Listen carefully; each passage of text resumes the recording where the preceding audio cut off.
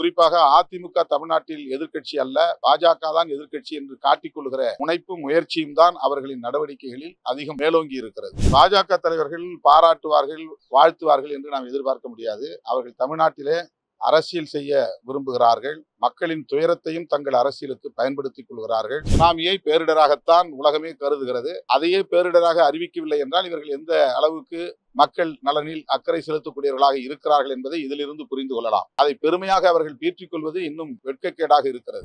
விடுதலை சிறுத்தைகள் கட்சியின் சார்பில் டிசம்பர் 29 அன்று நடைபெறுவதாக அறிவிக்கப்பட்டிருந்த வெல்லும் ஜனநாயக மாநாடு தென் மாவட்டங்களில் புயல், மழை, வெள்ளம் ஆகியவற்றால் ஏற்பட்ட பாதிப்புகளை அடுத்து தள்ளி வைக்கப்பட்டது. அந்த மாநாட்டை நடத்துவது குறித்து மாண்புமிகு முதல்வர் அவர்களின் தேதியை உறுதி செய்வதற்காக இன்று அவரை நேரிலே சந்தித்தோம். ஜனவரி 26 குடியரசு நாளன்று திருச்சிராப்பள்ளியில் விடுதலை சிறுத்தைகளின் வெல்லும் ஜனநாயகம் மாநாடு நடைபெறும். மாநாட்டில் மாண்புமிகு முதல்வர் அவர்கள் பங்கேற்று சிறப்புரை ஆற்ற இசைவளித்திருக்கிறார்.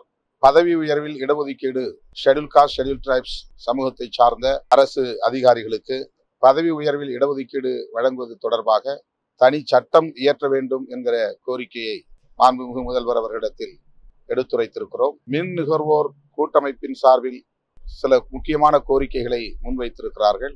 பீக் ஹவர்ஸ் என்கிற நேரத்தில் விதிக்கப்படுகிற கூடுதல் கட்டணத்தை தவிர்க்க வேண்டும்.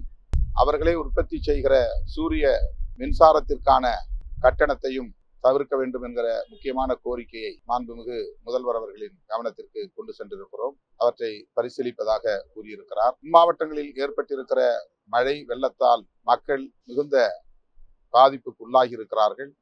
மாண்புமிகு முதல்வர் அவர்களின் கட்டளையின் பேரில் தமிழ்நாடு அரசு விடுத்திருக்கிற கோரிக்கையை ஏற்று சென்னை உள்ளிட்ட வட மாவட்டங்களில் ஏற்பட்ட பாதிப்புகளுக்கும், திருநெல்வேலி, தூத்துக்குடி உள்ளிட்ட தென் மாவட்டங்களில் ஏற்பட்டிருக்கிற பாதிப்புகளுக்கும் 21,000 கோடி சிறப்பு நிதி ஒதுக்கீடு, பேரிடர் நிவாரண நிதி ஒதுக்கீடு செய்ய வேண்டும் என்கிற கோரிக்கையை இந்திய அரசு ஏற்க வேண்டும் என்று வலியுறுத்துகிறோம். அந்த கோரிக்கையை வலியுறுத்தி வருகிற 29ஆம் தேதி தமிழ்நாடு முழுவதும் அனைத்து மாவட்ட தலைநகரங்களிலும் விடுதலை சிறுத்தைகள் கட்சியின் சார்பில் ஆர்ப்பாட்டம் நடத்துகிறோம்.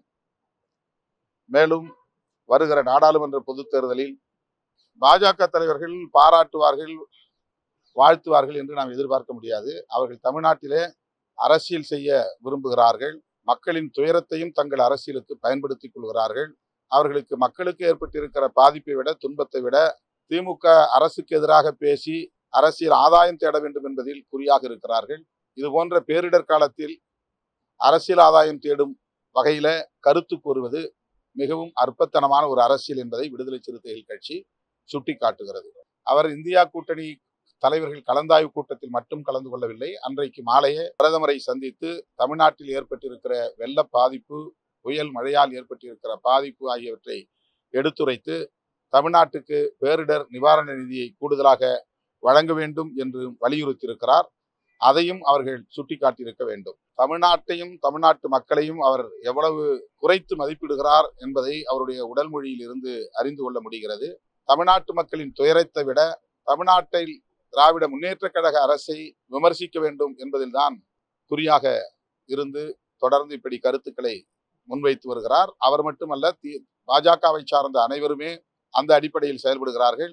குறிப்பாக அதிமுக தமிழ்நாட்டில் எதிர்க்கட்சி அல்ல, பாஜக தான் எதிர்க்கட்சி என்று காட்டிக்கொள்கிற முனைப்பும் முயற்சியும் தான் அவர்களின் நடவடிக்கைகளில் அதிகம் மேலோங்கி இருக்கிறது.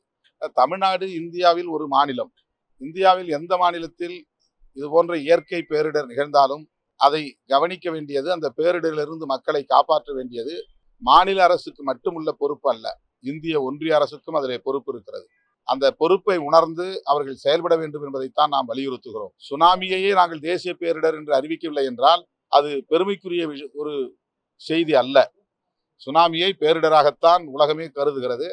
அதையே பேரிடராக அறிவிக்கவில்லை என்றால் இவர்கள் எந்த அளவுக்கு மக்கள் நலனில் அக்கறை செலுத்தக்கூடியவர்களாக இருக்கிறார்கள் என்பதை இதிலிருந்து புரிந்து கொள்ளலாம். அதை பெருமையாக அவர்கள் பீற்றிக் கொள்வது இன்னும் வெட்கக்கேடாக இருக்கிறது. புயல், மழை, வெள்ளம் போன்றவற்றால் மக்கள் பாதிக்கப்படுகிற போது அதை பேரிடராகத்தான் கருத வேண்டும், அறிவிக்க வேண்டும். அதன் அடிப்படையில் தான் போர்க்கால நடவடிக்கையை மேற்கொள்ள வேண்டும்.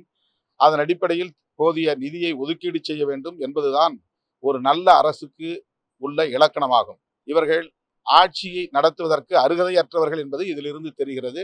இதையெல்லாம் எங்களால் பேரிடராக அறிவிக்க முடியாது என்று சொல்லுவது இன்னும் கூடுதலாக அவர்கள் எந்த அளவுக்கு அதிகார மமதையோடு செயல்படுகிறார்கள் என்பதையும் வெளிப்படுத்துகிறது. இதை நாட்டு மக்கள் புரிந்து கொள்ள வேண்டும்.